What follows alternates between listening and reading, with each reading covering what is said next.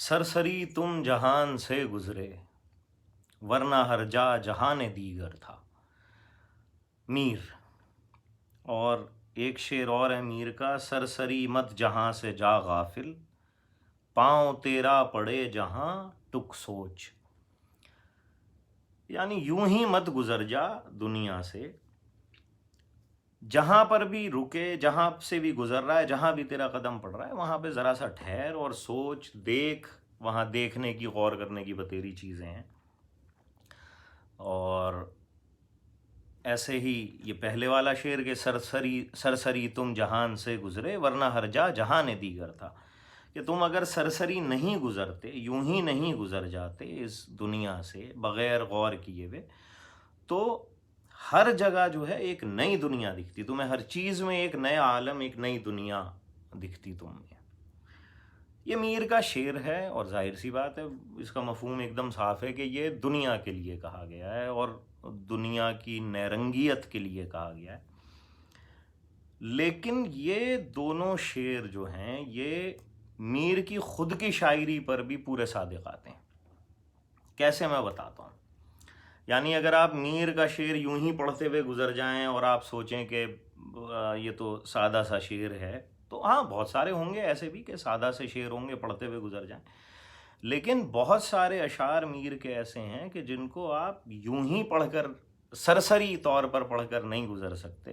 गौर व फिक्र करेंगे तो उसमें हर जा जहान दीगर मिल जाएगा आपको इतने सारे इंटरप्रिटेशंस, इतनी सारी तशरीहात उसमें आपको मिल जाएंगी।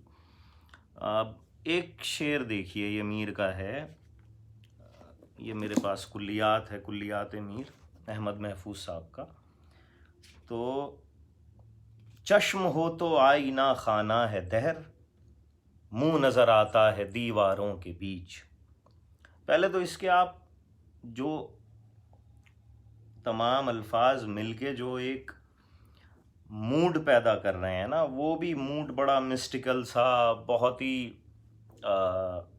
सरियल सा मूड पैदा कर रहा है कि ये मुंह नज़र आता है दीवारों के बीच। चश्म हो तो यानी कि आँख अगर है, और यहाँ चश्म होने से मतलब ये नहीं है कि आँख है तो, यानी अगर आप अहले नज़र हैं, अगर आप बहुत गौर व फिक्र से देख सकते हैं, चीज़ें समझ सकते हैं, आपके अंदर you can see through things, जैसे अंग्रेज़ी में भी एक्सप्रेशन है ना। तो चश्म हो तो आईना खाना है दहर, अगर देखने वाली आँख हो, कोई देखने वाला हो, तो ये जो दुनिया है ये आईना खाना है। मुंह नज़र आता है दीवारों के बीच, जैसे आईना खाना होता है ना, पूरा ग्लास हाउस, उसमें मुंह, चेहरे ही चेहरे नज़र आ रहे होते हैं। तो आपको दीवारों में चेहरे नज़र आने लगेंगे अगर आप अहले नज़र हैं। अब ये तो हो गई मूड की बात। अब निसार अहमद फ़ारूक़ी साहब ने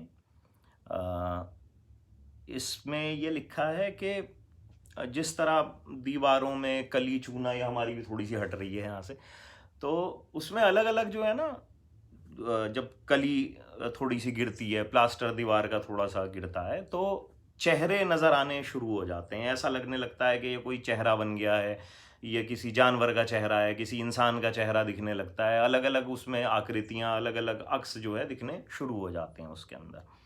तो ये इस चीज़ को निसार अहमद फ़ारूक़ी साहब ने कहा है, और फ़ारूक़ी साहब से इख्तलाफ किया। फ़ारूक़ी साहब मतलब शम्सुर रहमान फ़ारूक़ी साहब से उन्होंने इख्तलाफ किया है कि शम्सुर रहमान फ़ारूक़ी साहब ने बहुत दूर की कौड़ी लेके आए हैं इसके अंदर। अच्छा, जहाँ मैं सिर्फ फ़ारूक़ी साहब बोलूँ वहाँ शम्सुर रहमान फ़ारूक़ी साहब मुराद होंगे, और निसार अहमद फ़ारूक़ी साहब बोलूँगा तो पूरा नाम लूँगा। फ़ारूक़ी साहब ने इसमें लिखा है कि ये शेर जो है आरिफाना मिजाज का है, यानी इसके अंदर ये मिस्टिकल उसकी बात हुई है इसके अंदर। इसमें बहुत सारे उन्होंने इसके इंटरप्रिटेशंस किए हैं कि ये भी हो सकते हैं कि एक मतलब तो ये हो सकता है कि अगर देखने वाली आँख हो तो दीवार जैसी चीज़ जो कि बिल्कुल प्लेन है, सपाट है, जिसमें ठोस है, जिसमें कुछ दिख ही नहीं सकता, उस दीवार में भी चेहरे नज़र आने शुरू हो जाएंगे। और चीज़ों की तो बात ही छोड़ दीजिए, मतलब जो कि और हैं, कोई शेप्स हैं दूसरी, दीवार में तो कोई शेप ही नहीं होती ना, दीवार सीधा सपाट है। تو جو شیپ والی چیزیں ہیں ان کا تو ذکر ہی کیا ہے، دیوار میں بھی آپ کو چہرے نظر آنے شروع ہو جائیں گے۔ دوسرا یہ اور بھی بہت ساری ہیں، اس کے اندر یہ بھی ہے کہ اگر آپ کا دل صاف ہے تو صفائے قلب جو ہے، جو ہمارے دل کی صفا ہے، اس کا عکس دیوار پر پڑتا ہے تو دیوار بھی جو ہے آئینے کی طرح واپس ریفلیکٹ کرنے لگتی ہے۔ یہ بھی ہو سکتا ہے کہ کہتے ہیں بھئی دیوار کے کان ہوتے ہیں، اور لیکن اگر دیکھنے والا ہو تو دیوار میں چہرہ بھی دیکھ سکتا ہے۔ اچھا، یا یہ بھی ہے کہ دیوار جو ہے وہ جامع جہاں نما کا کام کرتی ہے، یعنی بہت دور کی چیزیں بھی آپ کو دکھا دیتی ہے وہ۔ تو یہ کئی سارے فاروقی صاحب نے انٹرپریٹیشنز کی ہیں، جن سے نثار احمد فاروقی صاحب نے اختلاف کیا کہ نہیں، یہ بہت دور کی کوڑی لے کے آئے ہیں فاروقی صاحب، اور اصل میں یہ سیدھا سا سامنے کا بالکل مشاہدہ ہے، ہر کوئی دیکھ لیتا ہے کہ صاحب دیوار ہے اور دیوار پہ سے تھوڑا کلی چونا ہٹ رہا ہے تو اس میں الگ الگ آپ کو عکس دکھنے لگتے ہیں، یہ وہ ہے۔ اس پہ فاروقی صاحب جو ہے ان کا ریبٹل یہ ہے کہ اگر ایسا ہوتا تو پھر جو اس شعر کا پہلا جو وہ لفظ ہے چشم ہو، تو یہ جو ایکسپریشن ہے اس کی کوئی ضرورت ہی نہیں رہ جاتی پھر تو، یہ کیونکہ یہ کہنے کا مطلب یہ ہے کہ اگر اہل نظر ہو، اگر آپ ڈیپر انڈرسٹینڈنگ رکھتے ہو، اگر آپ مطلب عام آنکھ کی بات نہیں ہو رہی ہے، اگر عارفانہ آنکھ رکھتے ہو آپ، اگر مسٹیکل ویژن ہے آپ کے پاس، تو تب آپ یہ دیکھ سکتے ہو۔ تو وہ جو نثار احمد فاروقی صاحب نے بتایا وہ تو کہا ہے کہ صاحب کوئی بھی دیکھ سکتا ہے اس کو، تو یہاں پہ انہوں نے فاروقی صاحب نے نثار احمد فاروقی صاحب کی بات کا یہ جواب دیا ہے۔ یہ تو ہو گئے ان دو لوگوں کی بات۔ مجھے اس میں تھوڑا سا کچھ اور دکھتا ہے، بہت احترام کے ساتھ ان دونوں اساتذہ کی بات سے اتفاق یا اختلاف جو بھی ہے وہ اس میں ہم پڑھیں گے ہی نہیں، تو میں یہ سمجھتا ہوں کہ اس کی دو صورتیں اور نکل سکتی ہیں، دو انٹرپریٹیشنز اور آ سکتی ہیں۔ پہلی یہ کہ چشم ہونا ایک محاورہ ہے جس کا مطلب ہوتا ہے امید ہونا، اور جیسے میر کا ہی شعر دیکھیے، آنکھوں سے تیری ہم کو ہے چشم کے اب ہووے، جو فتنہ کے دنیا میں برپا نہ ہوا ہوگا، یعنی تیری آنکھ سے ہمیں اب امید ہے کہ وہ اب وہ فتنہ ہو جائے کہ دنیا میں جو کہ پہلے کبھی برپا نہیں ہوا۔ کیا کہوں کیا رکھتے تھے تجھ سے تیرے بیمار چشم، تجھ کو بالی پر نہ دیکھا کھولی 100 بار چشم، کہ تجھ کو جب ہم اپنی بستر بیماری پر تھے، بستر مرض پر ہم پڑے ہوئے تھے، اس وقت جو ہے تو ہمارے پاس نہیں آیا، تو ہم نے 100 بار آنکھ کھول کے دیکھا، اور تجھ سے تیرے بیمار بہت امید رکھتے تھے۔ کیا کہوں کیا رکھتے تھے تجھ سے تیرے بیمار چشم، یہاں بھی چشم کا مطلب امید۔ کب تلک ان بتوں سے چشم رہے، ہو رہے گا بس اب خدا سے نفع، کہ کب تلک ان بتوں سے امید رہے، اب جو کچھ ہوگا اب فائدہ خدا سے ہی ہوگا۔ تھی آب لائے دل سے ہمیں تشنگی میں چشم، پھوٹا تو نہ آیا نظر ایک بوند بھی پانی، ہمیں اپنے دل کے آبلے سے پیاس میں بڑی امید تھی، اور جب وہ پھوٹا تو ایک بوند بھی پانی میسر نہ ہوا۔ تو یہ تمام اشعار جو ہیں یہ چشم ہونے کا مطلب امید ہونا جو ہے ان کی دلیل کے طور پر میں نے آپ کے سامنے رکھے۔ تو اب اگر ہم یہ شعر پڑھیں، چشم ہو تو آئینہ خانہ ہے دہر، منہ نظر آتا ہے دیواروں کے بیچ، تو اس کا ایک مطلب یہ نکل سکتا ہے کہ اگر امید ہے، کسی کے آنے کی آپ کو امید ہے، آئے نہ آئے وہ ایک الگ بات ہے، اگر امید ہے تو پوری دنیا آئینہ خانہ بن جاتی ہے، آپ کو ہر جگہ اسی کا چہرہ نظر آئے گا جس کی آمد کی آپ کو امید ہے، آپ کو دیوار میں وہ چہرہ نظر آئے گا، آپ کو ہر آہٹ پہ لگے گا وہ آ گیا۔ تو ایک تو مطلب یہ ہو گیا، حالانکہ اس سے میں پوری طرح سے اس لیے اتفاق نہیں کرتا کیونکہ میں نے جتنے اشعار دیکھے ہیں جہاں چشم کا مطلب امید ہوتا ہے، وہاں کسی سے چشم ہونا، سے جو لفظ ہے وہ بہت امپورٹنٹ ہے، وہاں ہر جگہ سے ضرور آیا۔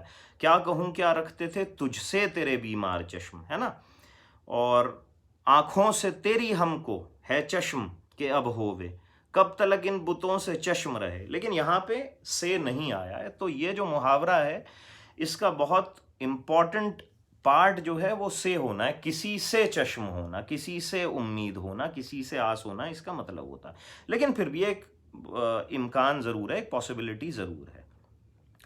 दूसरी एक इंटरप्रिटेशन जो मुझे समझ में आती है वो ये है कि यहाँ बात हो रही है, कहाँ गया, चश्म हो तो आई ना खाना है दहर, मुंह नज़र आता है दीवारों के बीच। इसके अगले शेर के साथ इसको पढ़ने पे वो इंटरप्रिटेशन खुलती है अनासिर की ये सूरत बाजियां, शोभ दे क्या क्या हैं इन चारों के बीच।